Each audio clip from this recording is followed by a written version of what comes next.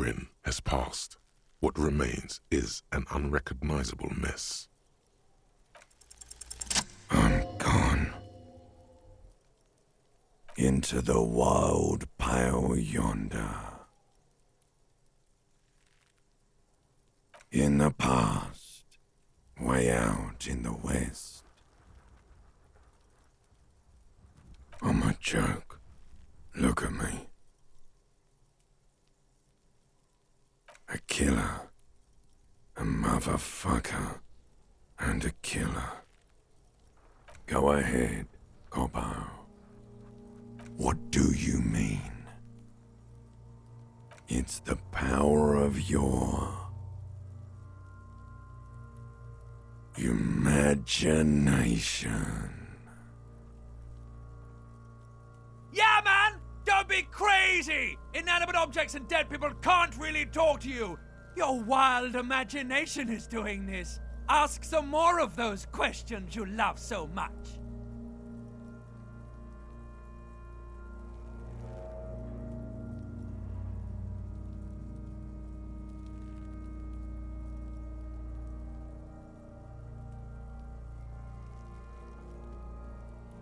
He loves those.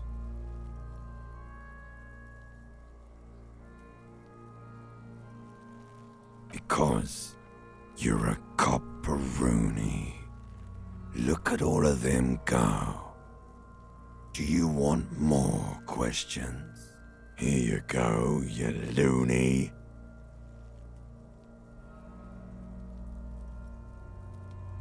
Fuck no. You're no Rooney. No, you're not a Harry either. You're a motherfucker. That's who you are.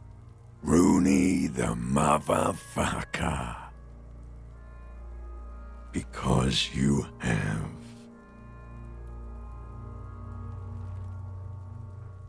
Do I remind you of someone?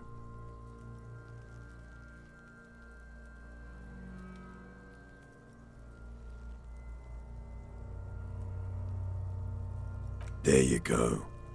Look at that bright kid. We're birds of a feather, you and I. Soon you will be just like me. Just keep drinking and having a good time. Feeling nausea, vomiting, tenderness or pain around the liver area, tiny red lines on the skin above waist level, more like days, Coppo. The clock is ticking. Your liver tells you so. Come back later, Corpo. Amuse yourself with my frank manners and my memento mori features. If possible, also. As you narrow your eyes, the monster before you blurs into a violent mess of green and pink. Only the lower extremities are pink with a dash of blue. His fatted hands, thighs, and his neck just above the noose. The rest of the corpse appears dark green in the cold spring air. How should I know why you are squinting, officer? Oh. You are trying to assess lividity. The monster comes back into focus, an explosion of color coursing with dark marbled veins. His stomach appears pregnant with something. So, what do you think? I agree. There are crow's feet in his eyes. He's laughing silently. His personality is no longer a part of the world. Totally dead.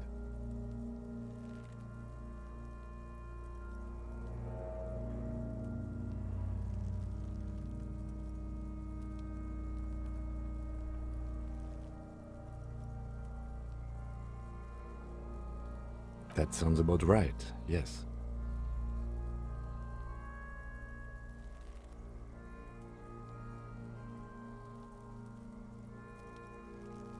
I think he was upright immediately after death.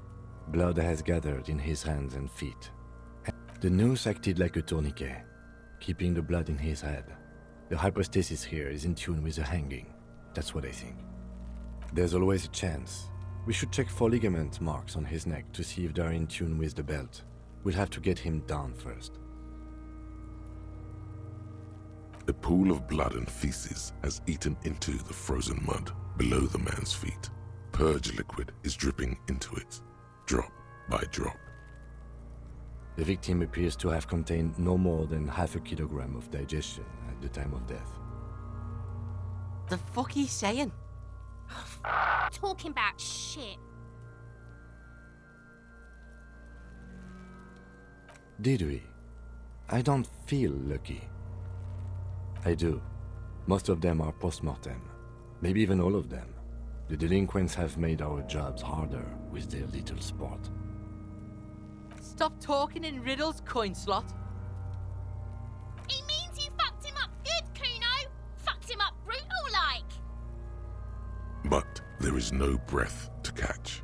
Only the cadaver filling the air and your nostrils. He slowly rotates before you, decomposing. Are you sure we finished the preliminary examination of the cadaver? We might miss some of these things once he's done. The steel-reinforced belt presents a unique challenge. I brought chain cutters, but I don't see a good angle of approach. The cadaver is a good 1.2 meters up. Neither one of us can reach the belt without assistance. And even if we do, there's the question of cutting it. Yeah! Bang bang time, pig! Shoot his head off! How? Yes, the buckle, where it ties the cargo belt to the tree. Yeah, now we're talking. Entertain a Kuno. They'll miss! The pigs will miss Kuno. The lieutenant is undecided.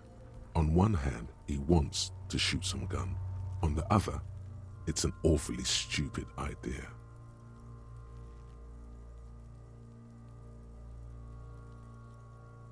Silence. With his elbow sharp, the lieutenant unzips his jacket and produces a lightweight firearm. He drops a paper cartridge in the barrel, separates the scouring stick, and gives the cartridge 5 tucks, securing it in place. He then steps back and assumes the fellow's desk position, taking aim. The corner of his eye twitches. His finger is on the trigger. He's gonna fucking miss! The kid's voice is drowned in a shrill blast that echoes off the walls of the surrounding tenements. A cloud of smoke slowly parts in the air as the lieutenant steps back and says to himself, God damn it. he feels bad about it. About his eyes mostly. Just having bad eyesight. Probably from a young age. Whatever you do, do not console him. Fucking idiot! Mookabat asshole! Kuno could have hit it easy, but then Kuno's not fucking handicapped, is he?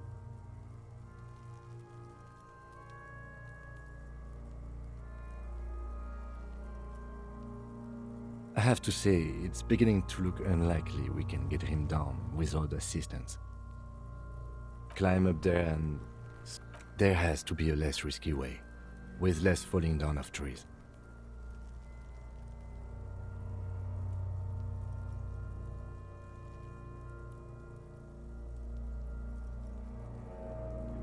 It's bad as it is. Us shooting firearms like punks. Go ahead, I'm not stopping you. Just don't lose it. They only have one gun! This is the sorriest pair of pigs Kuno's ever seen. Yeah, take it, you fucking banana poika! Take it and shoot yourself in the mouth! The cold piece of bakelite and gunmetal is surprisingly light. Your fingers fit right through the guard, instinctively resting on the trigger. The fuck are you waiting for, Kuno? Tell him to shoot himself in the mouth! The buckle comes into focus in your sights. You stand with your feet planted. Why don't you just shoot yourself in your mouth? At least you won't miss.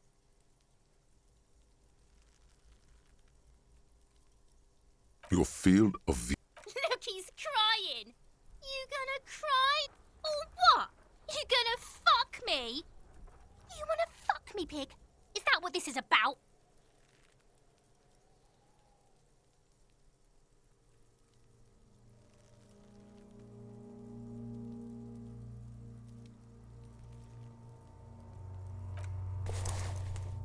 I agree.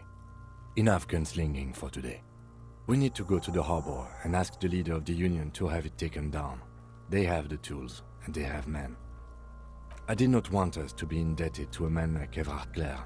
I wanted us to be able to deal with it ourselves. You need to suck my dick!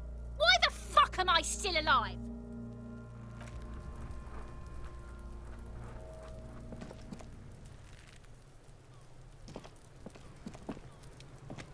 Fuck does Kuno care?